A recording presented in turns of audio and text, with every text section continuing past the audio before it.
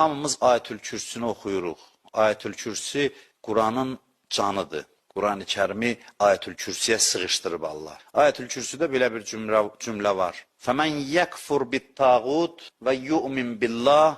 Buyurur ki, kim tağuta kafir olsa, tağut nədir? Allahdan qeyri bütün qüdrətlərə, Allahdan qeyri bütün güclərə kafir ol, əvvəl bu gəlir. Fəmən yəkfur bit-tağut, sonra deyir və yu'min billah və Allaha iman gətirsə.